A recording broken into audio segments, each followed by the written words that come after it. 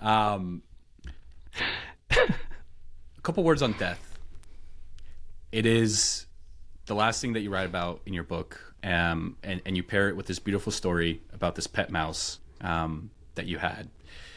And I was just so moved by the story. And death is one of those things that I've been thinking a lot about recently, which probably not great for the mental health if you're thinking about it too often. But I think it is important to understand something that is, could be right around the corner for some of us. It's a clock, and you have no idea, how many hours or how many minutes are left, and you're kind of just going assuming that you have all this time, but sometimes you don't. And the way that I've kind of to harp on some of the advice that you give is I try to reframe it as something that's useful to me. And I think to myself, well, if I have this limited time on this planet and I don't know when that time is up, why don't I try to just maximize my time here? Just live the life that I want to live the life that I think is worth living, do the things that I want to do. And it's also difficult because if you think too much along those lines, then you also become a little self-centered. And you can fall down this trap of, it's like, well, I'm not going to do that because I want to have the best life possible. So, I'm not going to perhaps go and help that person because maybe that doesn't fulfill me or make me as happy as doing something else would in that moment. So I always try to play that balance too. It's like, okay, yes, live the life that you want to live, but maybe part of that life that you want to live is helping others and doing good for the world and putting good out into the world. All of that to say, it's something I've tried to wrap my mind around, and I'm planning on getting a couple books. So if you have any recommendations, I'd love to hear them.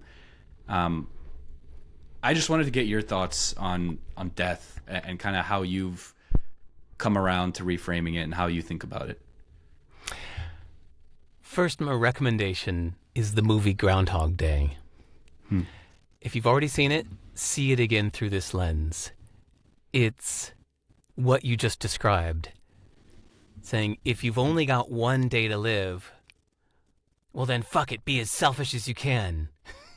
Okay, well now if you have to live that day again, there's so many different ways to play it. Be as generous as you can. Maybe if you're at the end of your life, your impulse will be to turn your full attention to everyone else. You've only got a few months left to give. So go benefit the world as much as you can in a few months. It doesn't have to be selfish. We shouldn't assume that.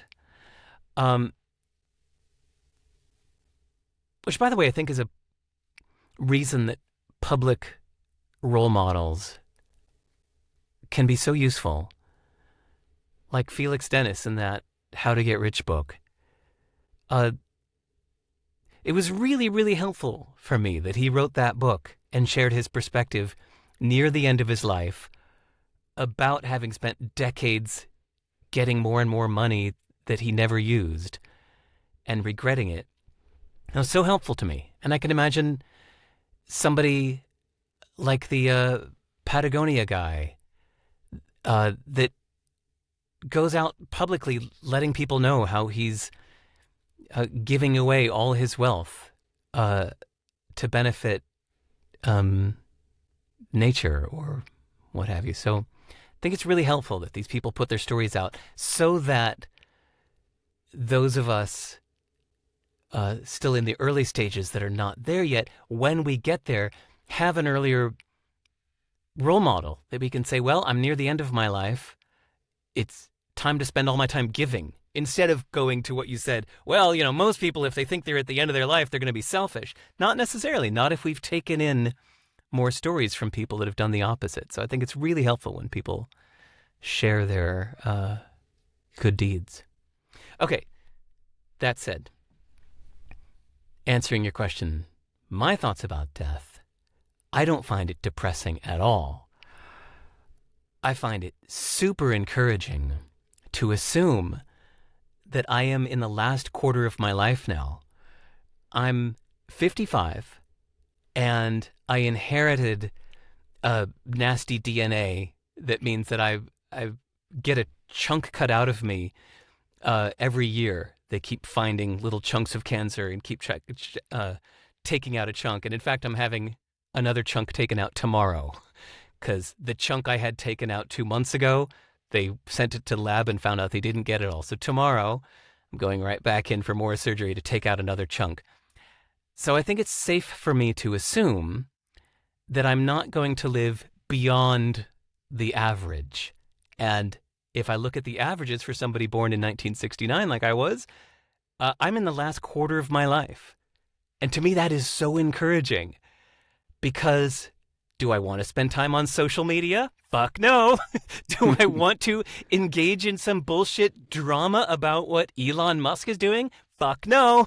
Do I want to waste my time with, I don't know, chasing some hot girl just for the sake of getting the hot girl? Fuck no. I have limited time left. There's so much I want to do that thinking I'm in the last quarter of my life helps me take action in such a great way. It is such a useful thought for me. It's helping me tie up loose ends that I've left open that are bothering my psyche. It helps me say no to almost everything but what I want the most or what would be the most useful to others. It's a wonderful assumption. It's a deliberately pessimistic assumption because it creates the actions that help me the most.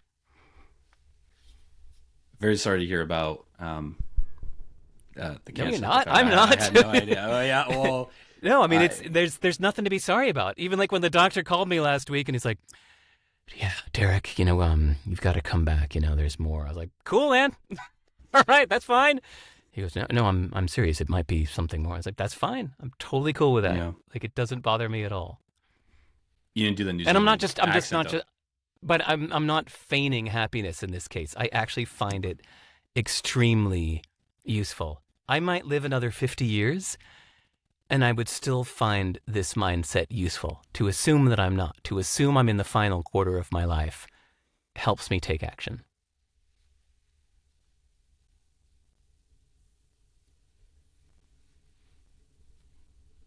How do you keep that from impacting you in a negative way?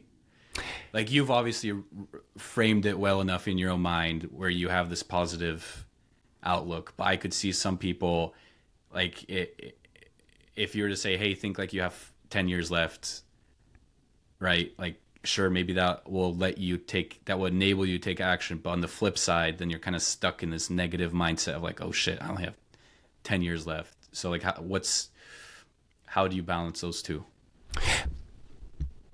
Again, you can't assume that any of these are necessarily true or the right way of thinking about it.